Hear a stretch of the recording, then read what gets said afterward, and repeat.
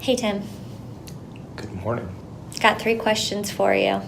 So what does it mean to spend a lifetime with people? There's a great metaphor from C.S. Lewis in his book, The Four Loves, where he talks about the difference between approach and nearness. And he talks about this in the context of faith and being close to God.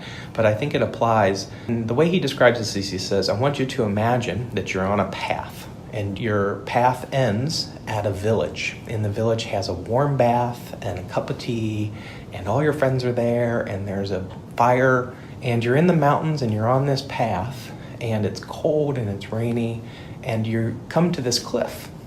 And you're at the top of the cliff, and below you, you can see the village where you're going. The baths and the tea and the friends that's waiting for you.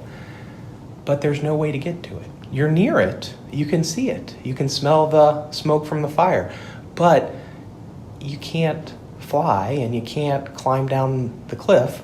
The only way to get there is a 5-mile loop that goes around the whole valley. And actually every step that you take for a while is going to get you further from the village. But interestingly enough, you're approaching your goal more than you were when you were near it. The question really is about what's the goal and what's it mean to get there. When I think about what does it mean, especially in our work at Starfire, to help people grow toward each other, it means more than just being near.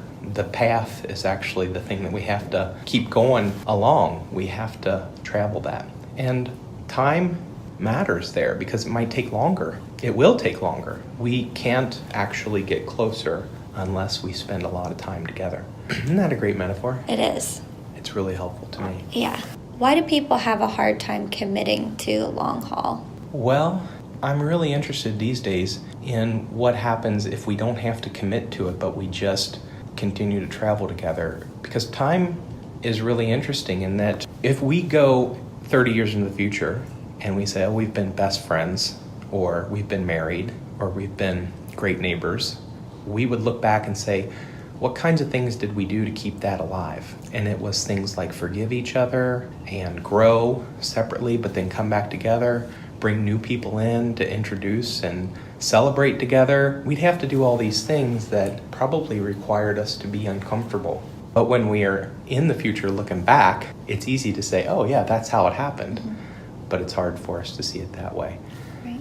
That's why time matters so much, is that it's the passing of time that allows all that stuff to happen. Sometimes more time does not equal quality time.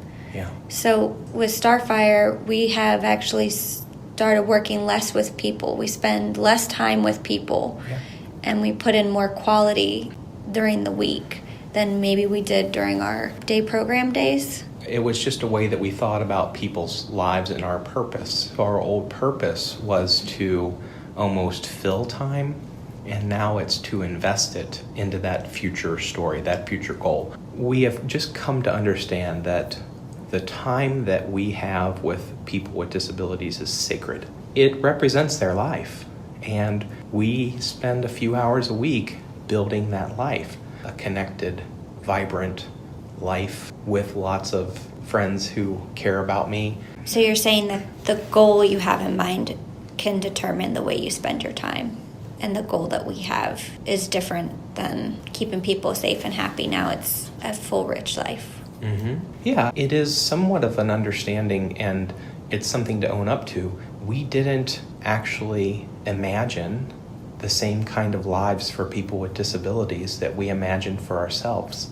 And somehow we imagined that their purpose was a very finite, existence that was very much just in the present of managing them or keeping them safe and happy. When we started to say, oh, we've been thinking about this all wrong, each of these people has a unique purpose, then we had to, one, come to terms with how we had assumed very little was possible for them. And once we did that, then commit ourselves to what was possible. Then we had to understand, well, that's generally looks like a connected, included, participatory future. But again, it's unique and wild for each person. So we had to design our services in a way that used time to get there. When we started to think about what would that look like, takes a lifetime to build a life. So we had to figure out how to invest our time in partnership with people in a sacred way that led to that future and allowed the space for surprise and new relationships and affection to percolate. Mm-hmm. So that's the 3 hours that we spend a week instead of the 4 days. Yeah.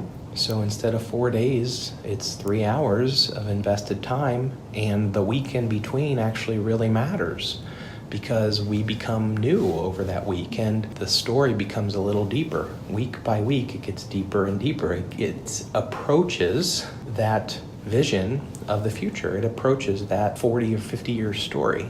You can only chip away at that a step at a time, or a day at a time, or a week at a time. You can't knock it all out in a week or a month. It just doesn't work like that. Awesome. Thank you. You're welcome.